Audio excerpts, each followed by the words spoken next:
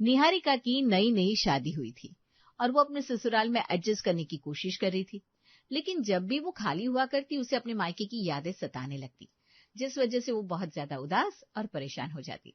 ऐसे ही आज के दिन भी निहारिका पूरे घर का काम करके अपने कमरे में बैठी हुई थी और खुद से कहती है, शादी होते ही मैं कितनी ज्यादा मैच्योर हो गई। कभी सोचा भी नहीं था कि मुझ जैसी चुलबुली लड़की इतनी समझदार हो जाएगी। यहाँ पर तो मैं किसी से लड़ाई भी नहीं कर सकती, सब लोगों के आगे सीरियस रहना पड़ता है, जैसे मुझे ही जिंदगी का सारा ज्ञान है। मैं अपने मायके वालों को बहुत मिस करती हूँ। नेहा गुस्से में निहारिका के कमरे में आती है और उस पर चिल्लाते हुए कहती है,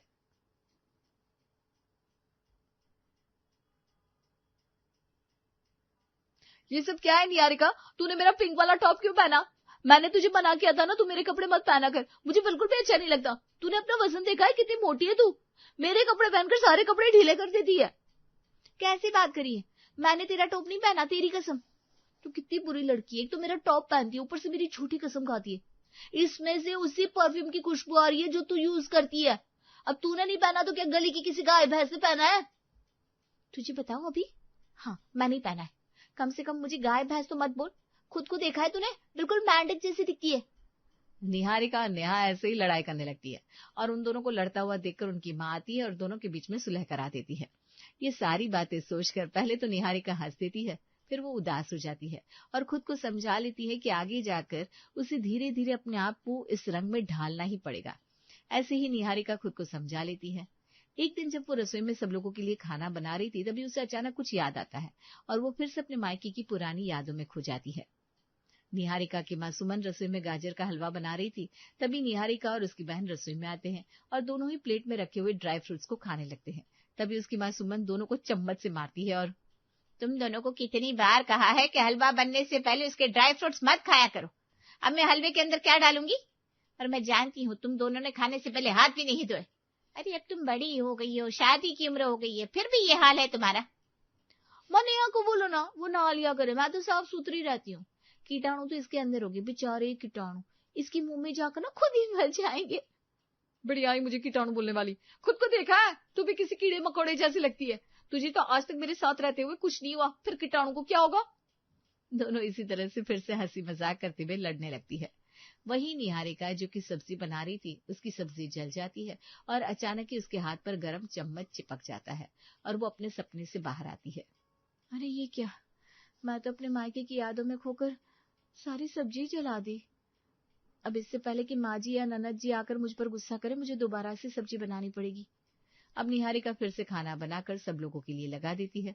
सब लोग साथ में बैठकर खाना खा रहे थे और जब निहारिका को उसकी ननद आरुषि उदास देखती है तो उसके पास जाकर उसके कंधे पर हाथ रखकर कहती है, क्या बात है भाभी, आपको इस घर में आए पूरे 10 दिन हो गए, लेकिन आप जब देखो खोई खोई रहती हो।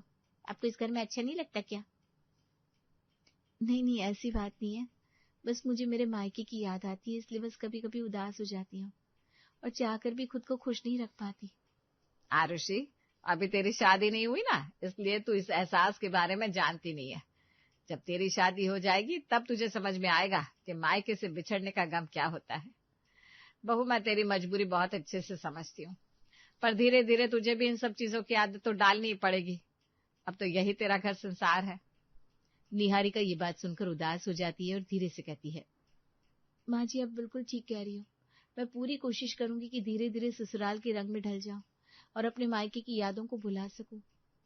निहारिका ये बोलकर खाना खाने लगती है और पूरा परिवार उसके बाद सोने के लिए चला जाता है। अगले दिन निहारिका अपनी ननद आरुषि के साथ और अपनी सास के साथ छत पर बैठी हुई मूंगफलियां खा रही थी, तभी आरुषि कहती है, भाभी आप जब देखो अपने मायके वालों को याद करती रहती हो। आप अपने मायके में क्या क्या किया करती थी, मुझे बताओ ना।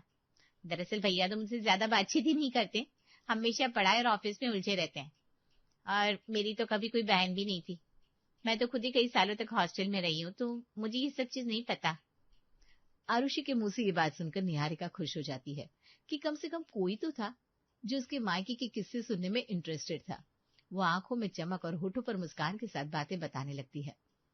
मैं ना बहुत ज्यादा खुश रहती थी अपने मायके में। मेरी माँ मेरी सारी खुशी पूरी करती थी। अगर मैं थोड़ा सा भी गुस्सा हो जाती तो मेरी माँ को बहुत बुरा लगता था, और मेरी बहन से तो मेरी बहुत लड़ाइयाँ होती थी। छोटी छोटी बातों पर कुत्ते बिल्लियों की तरह लड़ते थे हम, और माँ को ही हमेशा हमारा झगड़ा सुलझाना पड़ता था। बहुत अच्छा लगता था। आरुषि भी बहुत प्यार से निहारिका की बातें सुन रही थी ताकि उसका मन बहल जाए। आरुषि को भी ये सुनकर अच्छा लग रहा था। आरुषि निहारिका से बातें करती है और थोड़ी देर बाद सब लोग अपने अपने कमरों में जाकर सोने के लिए चले जाते हैं। अब ऐसे ही कुछ दिन गुजरते हैं। पूरे घर में काफी बोरियत फैल गई थी। सास हॉल में बैठकर टीवी देख रही थी, पर टीवी पर कोई अच्छा प्रोग्राम नहीं आ रहा था। तब किरण खुद से कहती है, टीवी पर तो कुछ भी अच्छा नहीं आ रहा, इससे तो अच्छा मैं अपने कमरे में जाकर सो जाती हूँ। वैसे भी बात करने के लिए कोई आया नहीं, अब क्या करूंगी यहाँ बैठकर। किरण अपने कमरे में सोने के लिए चली जाती है। वहीं निहारिका ने सारा खाना बनाकर तैयार कर दिया था और रसोई में खड़ी हुई वो खुद से कहती है, चलो सब लोगों के लिए खाना बनाकर मैंने तैयार कर दिया है, पर खाना बनाकर मेरी तो भूख ही मर गई। एक काम करती हूँ, अपने कमरे में जाकर आराम कर लेती हूँ।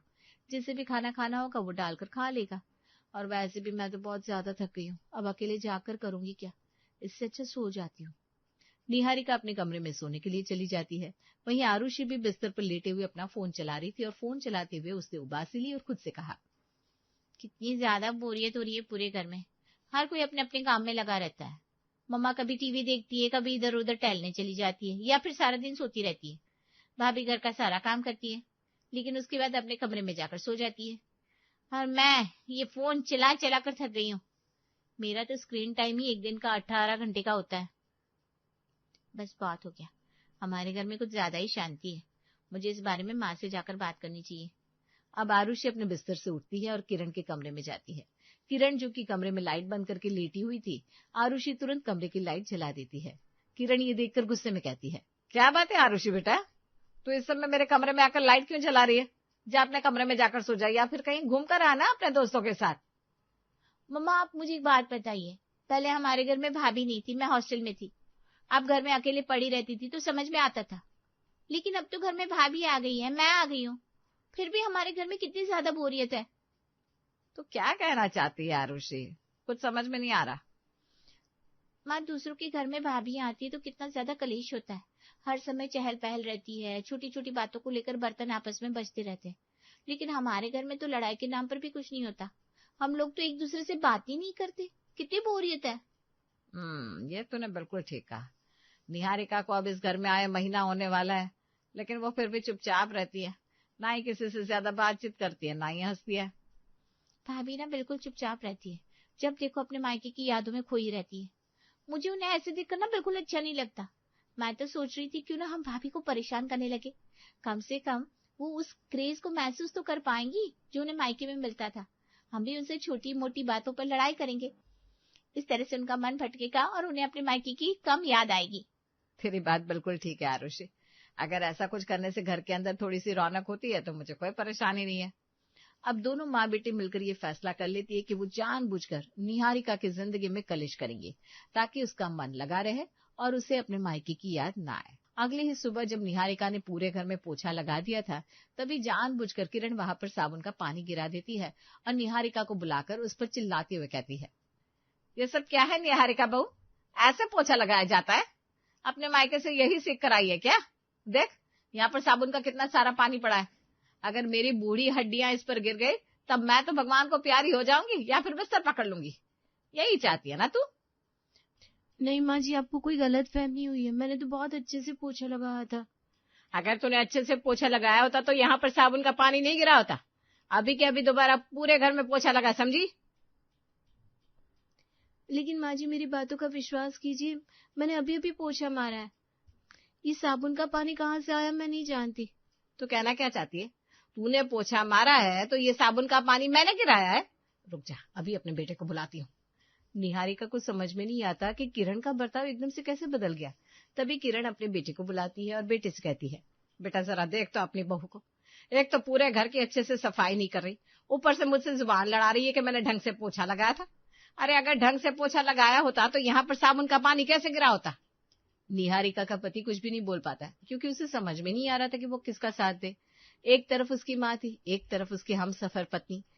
वो किसी की भी तरफ बोले बिना वहां से चला जाता है। ऐसे ही अगले दिन जब निहारिका कपड़े धोने के लिए वॉशिंग मशीन में कपड़े डालती है, तो वो वॉशिंग मशीन का ढक्कन बंद करना अचानक भूल जाती है। वहां पर किरण और आरुषि आ जाते हैं। किरण अपनी बहू को आवाज लगाकर बुलाती है और चिल्लाती है, निहारिका बहू, आजकल तेरा ध्यान कहाँ रहता है? तूने इस वॉशिंग मशीन का ढक्कन भी बंद नहीं किया? अरे काम नहीं करना तो बोल दे। माँ जी माफ कीजिए, शायद गलती से वॉशिंग मशीन का ढक्कन खुला रह गया होगा। गलती? ऐसी गलती आजकल तुझसे कुछ ज्यादा ही नहीं हो रही है? कहाँ है मेरा बेटा? बुलाओ उससे, वही तेरी अच्छे से खबर लेगा, क्योंकि मेरी बात तो तू सुनने से रही। माँ जी सुबह के 11 बज रहे हैं, वो तो ऑफिस चले गए। लेकिन आप उन्हें क्यों याद करिए? अगर गलती मैंने की है तो आप मुझे सुनाइए ना, उन्हें बीच में क्यों ला रही है? उनसे क्या बात करनी है आपको? हाँ, तू तो चाहती है मैं अपने बेटे से बात ही ना करूं, बल्कि तुझसे बात करूं। अगर मुझे अपने बेटे से कोई बात कहनी है तो मैं तुझे क्यों बताऊं? तभी ये सारा ड्रामा होते देखकर आरुषि अपनी माँ के पास जाती है और उसके कान में धीरे से कहती है, माँ बस करी, बहुत ज्यादा हो रहा है, कहीं बेकार में कलेश ज्यादा बढ़ ना जाए। अच्छा, मैं ज्यादा बोल रही हूँ क्या? कोई बात नहीं आरुषि, तू मुझे बताते रहना, मैं ज्यादा बोलूँ ना वहां टोक देना, और जहां कम बोलूँ वहां पर भी टोक देना। ठीक है ना, पर अभी फिलहाल के लिए इस टॉपिक को यहीं खत्म कर दीजिए। अब देखिए, मैं बीच में बोल रही हूँ। रहने दो, भाभी को कुछ समझ में नहीं आने वाला, चलो यहाँ से। इस तरह दोनों माँ बेटी वहां से चली जाती है। निहारिका को काफी रोना आता है। उसके बाद वो रोते रोते सारे कपड़े धोती है। ऐसे ही इस बात को कुछ दिन गुजरते हैं। एक दिन निहारिका ने सब लोगों के लिए चाय बनाई थी और सब लोगों ने चाय पी ली। थोड़ी देर बाद किरण दोबारा उससे चाय मांगती है। सोफे पर बैठी किरण जैसे ही निहारिका को चाय के लिए कहती है तो निहारिका गुस्से में कहती है, माँ जी अभी कुछ देर पहले ही तो सब लोगों को चाय बनाकर पिलाई है, अब दोबारा से चाय पीने की क्या जरूरत है? मैंने सारे बर्तन भी साफ करके रख दिए। जरा देखो तो इस लड़की को, कितनी आलसी है। इसकी सास चाय मांग रही है और ये सिर्फ बर्तन गंदे हो जाएंगे ये बोलकर चाय पिलाने से मना कर रही है। नहीं माँ जी, ये बात नहीं है। आप भी जानती है कि ज्यादा चाय पीना सेहत के लिए नुकसानदेह होता है, और बढ़ती उम्र के साथ आपको अपनी क्रेविंग्स को कंट्रोल करना चाहिए। चाय आपके लिए अच्छी नहीं है। अच्छा, तो अब तू इतनी बड़ी हो गई कि तू मुझे ये बताएगी कि मुझे कब क्या पीना है क्या नहीं है? अब भी क्या अभी मेरे लिए चाय बना कर ला, वरना तेरे माँ के फोन करके बता दूंगी कि उन्होंने एक आलसी लड़की को मेरे बेटे के गले बांध दिया है। हाँ ठीक है, मैं भी अपनी माँ को कॉल करके साफ साफ बोल देती हूँ कि उन्होंने मुझे किस भुक्कड़ खानदान में भेज दिया है, जिन लोगों की फरमाइशें खत्म ही नहीं होती। और न जाने क्या हो गया है, अचानक मेरी सास और ननद को छोटी छोटी बात पर मुझसे कलेश करती रहती है। कहाँ है मेरा बेटा? अब भी क्या अभी उससे शिकायत करूंगी कि तेरी पत्नी मुझे पलटकर जवाब दे रही है। अच्छा ठीक है, बेकार में उन्हें बीच में लाने की जरूरत नहीं है, वो तो वैसे भी बहुत ज्यादा परेशान रहते हैं अपने काम को लेकर। अभी मैं आपके लिए चाय बनाकर ले आती हूँ, लेकिन अपनी आदत को थोड़ा सा सुधार लीजिए वरना तबीयत बिगड़ जाएगी। निहारिका ये बोलकर खुद ही चाय बनाने के लिए चली जाती है, क्योंकि वो नहीं चाहती थी कि उसका पति जो वैसे ही काम की वजह से परेशान रहता है, वो घर वालों के झगड़े की वजह से और परेशान हो। एक दिन निहारिका ने सब लोगों के लिए खाना बनाया था।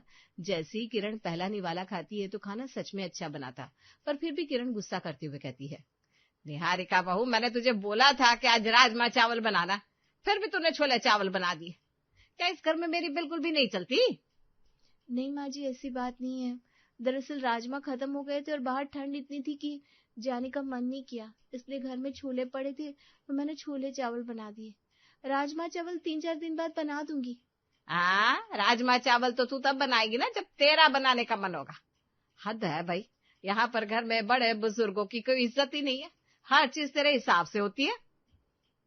माँ शांत हो जाइए, थोड़ा सा ज्यादा हो रहा है। वहीं निहारिका की आंखों में आंसू आ जाते हैं और वो खाना छोड़कर अपने कमरे में चली जाती है। उसे इतना उदास देखकर आरुषि और किरण उसके कमरे में जाते हैं। निहारिका रोते हुए कहती है, क्या हो गया है आप दोनों को? पहले आप दोनों कितने अच्छे थे, प्यार से बात करते थे, मेरा हर चीज में साथ देते थे, अब आप हर चीज में बुराई निकालते रहते हैं। किरण प्यार से निहारिका के कंधे पर हाथ रखती है। देख बहू, बात ऐसी है कि जो भी हो रहा है ना तो वो सब छोड़, और ये बता, लड़ाई और कलेश में मजा आ रहा है कि नहीं? निहारिका ये बात सुनकर हैरान हो जाती है और अपनी सास और ननद की तरफ देखती है। उनके चेहरे पर मुस्कान थी, जिसे देखकर निहारिका भी एक लंबी सांस लेकर कहती है, वैसे माँ जी और आरुषि, मजा तो आ रहा है। जब से हम लोग कलेश कर रहे हैं ना, मुझे मेरे मायके की याद ही नहीं आ रही, क्योंकि हर समय मेरे दिमाग में आप लोग ही घूमते रहते हो। भाभी, ये सब हमने अपने लिए नहीं बल्कि आपके लिए किया है, क्योंकि आप ही तो अपने मायके वालों को याद करती रहती थी ना, तो हमने सोचा क्यों ना कुछ ऐसा करे जिससे आपको अपने मायके वालों की याद ना आए। अब बता, तुझे तेरे मायके वालों की याद आती है? तुझे घर में बोरियत फील होती है? नहीं ना, हमने ये सब तेरा ध्यान भटकाने के लिए किया था, ताकि तू अपने ससुराल में अच्छे से घुल मिल सके और तू सिर्फ हमारे बारे में सोचे, ना कि अपने मायके वालों के बारे में। नहीं माँ जी, अब तो मैं ये सोचती रहती हूँ किस तरह आपके सवालों का मुंह तोड़ जवाब दूं। अब तो मेरे दिमाग में सिर्फ और सिर्फ झगड़ा ही चलता रहता है। कई बार तो मैंने मन में आपको बहुत उल्टा सीधा भी बोला है, लेकिन फिर सोचा कि माफ कर दूं।